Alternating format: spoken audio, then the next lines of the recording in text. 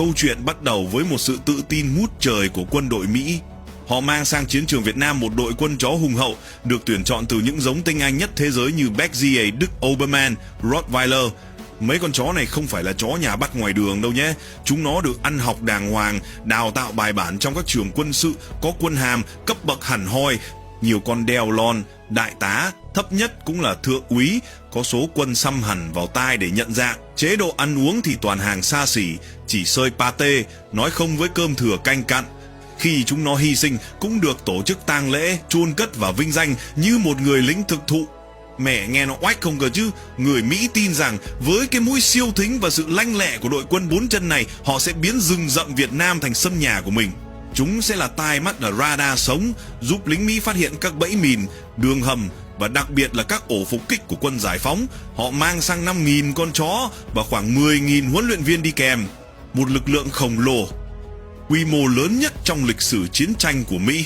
Thế nhưng, đời không như là mơ, một bí ẩn đã xảy ra khiến các chuyên gia quân sự Mỹ vò đầu bứt tai suốt nhiều năm. Cái đội quân tinh nhuệ ấy cứ thế bốc hơi một cách khó hiểu. Đến khi Hiệp định Paris được ký kết năm 1973, người Mỹ đếm đi đếm lại, từ 5.000 con chỉ còn sót lại vỏn vẹn 204 con. Vậy 4.800 ông đại tá, bà thượng úy 4 chân đã đi đâu về đâu? Báo cáo thâm hụt ngân sách thì dễ, chứ báo cáo thâm hụt cả một đội quân chó thì chả biết phải giải trình với cấp trên thế nào. Vậy sự thật đằng sau sự mất tích bí ẩn này là gì? Là do bộ đội ta có phép tàng hình, hay do ma thiêng nước độc của rừng già Việt Nam? Hay là còn một lý do nào khác? Một lý do mà người Mỹ dù biết cũng không bao giờ dám viết vào trong các báo cáo quân sự chính thức. Hôm nay, anh em mình sẽ cùng vén bức màn bí ẩn này. Đầu tiên, phải nói thẳng, người Mỹ đã phạm một sai lầm kinh điển. Họ quá tự tin vào công nghệ và quy trình huấn luyện của mình mà quên mất một yếu tố quan trọng nhất, đó là môi trường tác chiến. Mấy con chó này được huấn luyện ở đâu? Ở những thao trường sạch sẽ, khô ráo tại Mỹ. Chúng được dạy để phân biệt mùi mồ hôi, mùi thuốc súng, mùi thuốc nổ trong một môi trường có kiểm soát.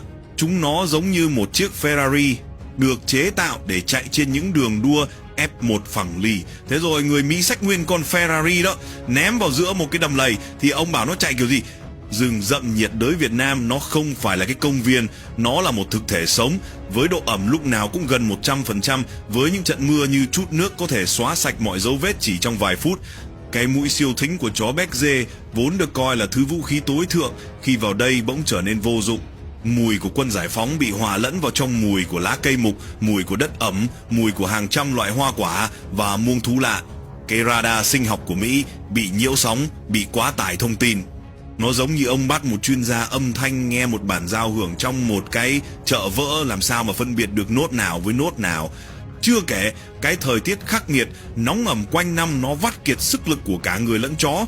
Mấy giống chó to con như Rottweiler vốn quen với khí hậu ôn đới, sang đây thở không ra hơi, suốt ngày le lưỡi, hiệu suất chiến đấu giảm đi một nửa. Mỹ sau đó cũng nhận ra vấn đề, phải nhờ Anh cung cấp cho giống chó Labrador, loại này đánh hơi tốt hơn trong môi trường ẩm ướt. Nhưng khổ nỗi, Labrador thì hiền quá, gặp bộ đội ta nó có khi còn vẫy đuôi làm quen chứ chẳng nỡ sủa một tiếng. Thế nên yếu tố đầu tiên khiến đội quân chó của Mỹ thất bại, đó chính là sự ngạo mạn khi nghĩ rằng quy trình huấn luyện của mình có thể chiến thắng được mẹ thiên nhiên. Thiên nhiên Việt Nam đã vào cuộc và nó đã cho những người lính tinh nhuệ nhất của Mỹ bài học đầu tiên. Nếu chỉ có thiên nhiên thôi thì có lẽ người Mỹ cũng đã tìm cách khắc phục được. Nhưng kẻ thù lớn nhất của đội quân chó này không phải là khí hậu, mà chính là trí tuệ của bộ đội Việt Nam. Quân giải phóng ta, với kinh nghiệm chiến tranh du kích đầy mình, đã nhanh chóng tìm ra điểm yếu chí mạng của thứ vũ khí này. Người Mỹ huấn luyện chó của họ rất bài bản, nhưng chính sự bài bản đó lại giết chết họ. Khi phát hiện mục tiêu, con chó sẽ làm gì? Nó sẽ sủa ầm ĩ lên để báo động. Mẹ, một hành động tưởng như là ưu điểm, hóa ra lại là một thảm họa về mặt chiến thuật. Trong một cuộc chiến tranh du kích, yếu tố tối quan trọng là sự bất ngờ. Tiếng sủa của con chó Mỹ thay vì là hồi chuông báo tử cho quân giải phóng, nó lại trở thành cái chuông báo động sớm cho bộ đội ta. À, có chó Mỹ, tức là có lính Mỹ đang mò đến. Anh em chuẩn bị rau thơm, mắm tôm, tiếp đón chúng nó nào. Cái radar sống của Mỹ vô tình lại trở thành hệ thống cảnh báo sớm cho chính đối phương. Bộ đội ta nghe tiếng chó sủa từ xa là đã có đủ thời gian để ẩn nấp kỹ hơn, gài lại bẫy, hoặc thậm chí là chuẩn bị một ổ phục kích thịnh soạn đang chờ sẵn. Cái đội hình lính Mỹ đi đầu có con chó dẫn đường, vốn được cho là an toàn nhất, bỗng nhiên lại trở thành những kẻ đi vào chỗ chết đầu tiên. Chưa hết, bộ đội ta còn nghĩ ra hàng trăm cách để vô hiệu hóa cái mũi siêu thính của lũ chó. Đây mới thực sự là đỉnh cao của nghệ thuật chiến tranh nhân dân. Họ dùng những thứ đơn giản nhất có sẵn trong tự nhiên để vô hiệu hóa một công nghệ sinh học đắt tiền. Đánh lừa khứu giác, bộ đội ta truyền tay nhau những cục xà phòng thơm của lính Mỹ mà họ tịch thu được. Trước khi di chuyển, họ chà xà phòng vào đế dép cao su. Lũ chó Mỹ vốn được huấn luyện để tìm mùi lạ của người Việt. Khi ngửi thấy mùi xà phòng quen thuộc của chủ, chúng nó bị treo máy, không biết đường nào mà lần phá vỡ dấu vết.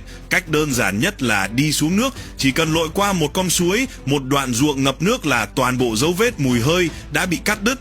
Tạo mùi nhiễu, họ dùng ớt bột tiêu xay rắc lại phía sau. Chó Mỹ hít phải thì chỉ có hắt xì cả ngày, mũi dãi tèm lem, còn tâm trí đâu mà đánh với chả hơi.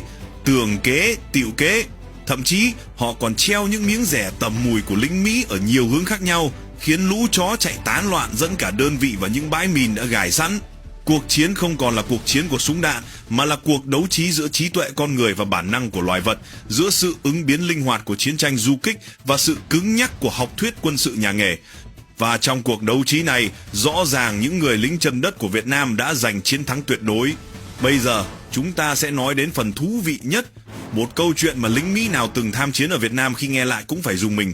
Và cũng là lý do lớn nhất khiến số lượng chó nghiệp vụ hao hụt một cách chóng mặt, đó chính là huyền thoại cầy tơ 7 món. Nguồn tham khảo của chúng ta chỉ dám nói nhẹ đi rằng mấy chú chó nghiệp vụ này thì chắc chắn là anh em cũng biết kết cục ra sao rồi đấy. Thôi đi, còn cây xích là may rồi. Nhưng sự thật nó còn khốc liệt hơn thế nhiều. Đối với người Mỹ, một con chó nghiệp vụ là một người bạn đồng hành, một người lính. Họ yêu quý, trân trọng nó. Nhưng đối với bộ đội Việt Nam trong hoàn cảnh chiến tranh gian khổ, thiếu thốn đủ bề, thì một con chó béc dê to béo nặng 40 đến 50 cân, nó không chỉ là kẻ thù, nó còn là một nguồn thực phẩm dự trữ giàu đạm.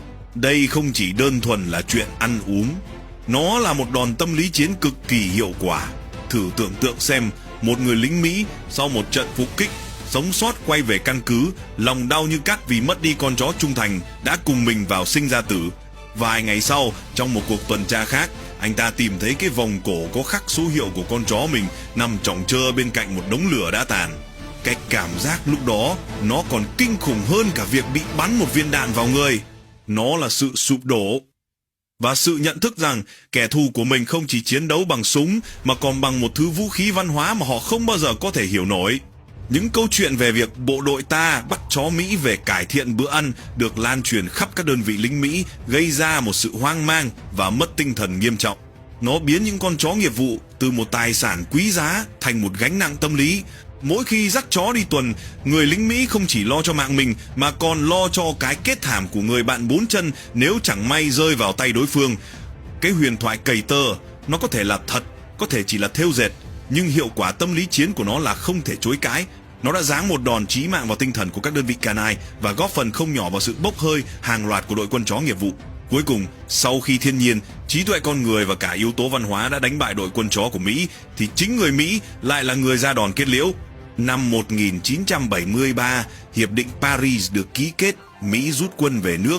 Hàng trăm ngàn lính Mỹ được lên máy bay trở về quê hương, nhưng những người lính bốn chân thì không. Phần lớn trong số 204 con chó còn sống sót đã bị bỏ lại. Tại sao? Vì một lý do phũ phàng đến không thể tin nổi. Trong sổ sách của quân đội Mỹ, chúng được xếp loại là trang thiết bị quân sự dư thừa, chứ không phải là quân nhân. Việc vận chuyển chúng về Mỹ quá tốn kém và phức tạp về mặt thủ tục, thế nên giải pháp đơn giản nhất là bỏ lại. Một số được trao lại cho quân đội Sài Gòn, những người không có đủ kinh nghiệm lẫn nguồn lực để chăm sóc chúng. Một số bị chính lính Mỹ bắn chết để giải thoát chúng khỏi một tương lai mờ mịt. Và phần lớn bị thả rông, trở thành những con chó hoang lang thang trên một đất nước xa lạ, bị chính những người chủ mà chúng hết mực trung thành phản bội. Câu chuyện về 5.000 con chó nghiệp vụ, xét cho cùng, nó chính là một hình ảnh thu nhỏ, một ẩn dụ hoàn hảo cho toàn bộ cuộc chiến tranh của Mỹ tại Việt Nam. Họ mang đến những thứ vũ khí tối tân nhất, những học thuyết quân sự hiện đại nhất, với một niềm tin ngạo mạn rằng sức mạnh vật chất có thể khuất phục được tất cả. Nhưng cuối cùng, họ đã thất bại trước một thiên nhiên khắc nghiệt, một dân tộc thông minh, kiên cường và trước cả những khác biệt về văn hóa mà họ không bao giờ lường tới. Và khi thất bại, họ sẵn sàng vứt bỏ lại tất cả, kể cả những người bạn đồng hành trung thành nhất, như vứt bỏ một món đồ chơi đã hỏng. Bí ẩn về 5.000 con chó cuối cùng không phải là một bí ẩn về quân sự, mà là một câu chuyện buồn về sự ngạo mạn và sự phản bội.